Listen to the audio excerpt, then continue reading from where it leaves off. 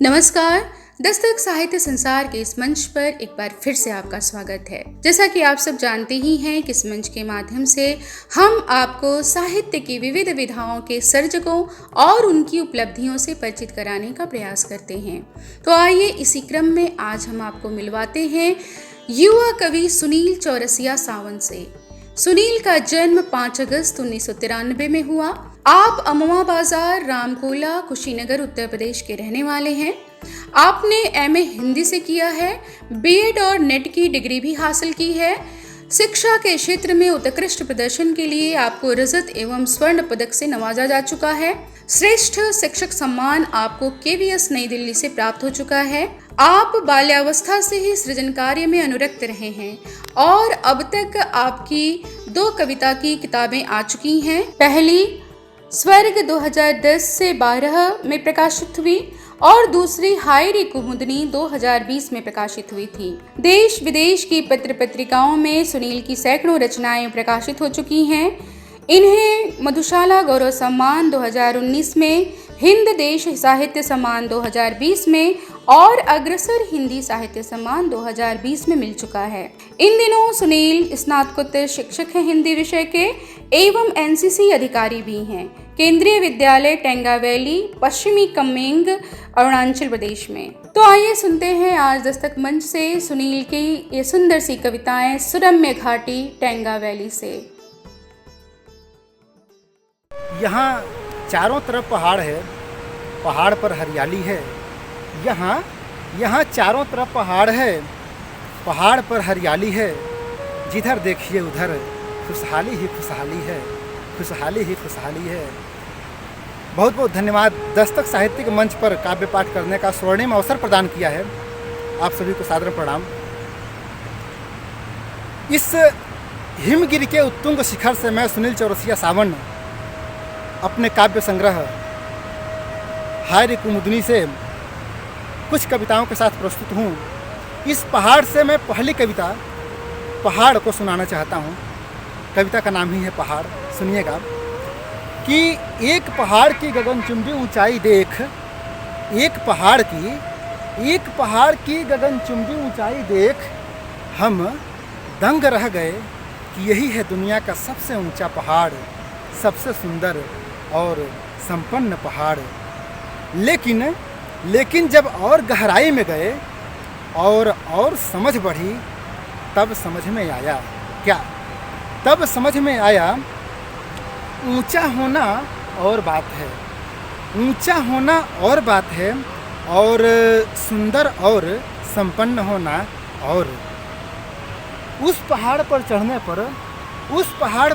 पर उससे भी ऊंचे पहाड़ दिखे, उस पहाड़ पर चढ़ने पर उससे भी ऊंचे पहाड़ दिखे। सने सने ऊंचाइयाँ बढ़ती गईं, भ्रम टूटते गए, ऊंचाइयाँ बढ़ती गईं, भ्रम टूटते गए। बहुत से पहाड़ ऊंचे तो थे, बहुत ऊंचे थे, बहुत से पहाड़ ऊंचे तो थे, पर कुरूप और विपन्न। बहुत से पहाड़ ऊंचे भी थे और सुंदर भी थे, पर संपन्नता से कोसों दूर, संपन्नता से कोसों दूर। पहाड़ों की दुनिया में साथियों, पहाड़ों की दुनिया में इन्हें गिने पहाड़ ही मिले जो ऊंचे भी थे, सुंदर भी थे और संपन्न भी।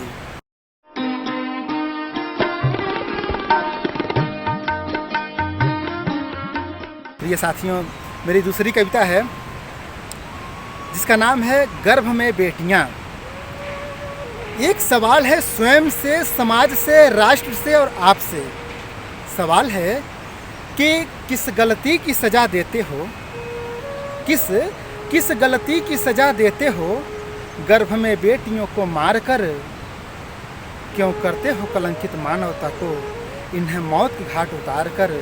हाँ, मौत के घाट उतार कर।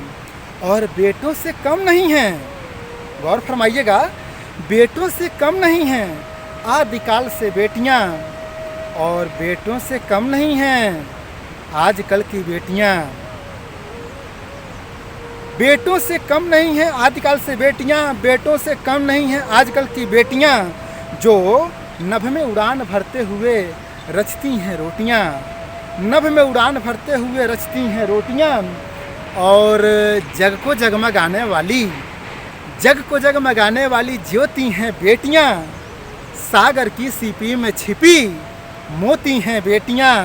और जन्नत बनाकर दिखाती हैं, स्वर्ग बनाकर दिखाती हैं। उजड़े घर को संवार कर किस गलती की सजा देते हो, गर्भ में बेटियों को मार कर। क्यों करते हो कलंकित मानवता को, इन्हें मौत की घाट उतार कर। हाँ, मौत के घाट उतार कर। प्रिय साथियों, समसामयिक समस्या कोरोना, कोरोना को समर्पित, कोरोना पर आधारित मेरी तीसरी रचना है। एक गीत है जिसका नाम है आकर मेहमान जैसे जाएगा कोरोना। सुनिएगा। आकर मेहमान जैसे, हाँ हाँ हाँ, आकर मेहमान जैसे जाएगा कोरोना। लॉकडाउन का पालन कर हाथ हरदम धोना। आकर मेहमान जैसे जाएगा कोरोना। लॉकडाउन का पालन कर हाथ हरदम धोना। तो सामाजिक दूरी है बहुत जरूरी। हाँ हाँ, सामाजिक दूरी है बहुत जरूरी। धैर्य धारण करो, इच्छाएं होंगी पूरी। तो सबको हंसाना, रोने से क्या फायदा भैया।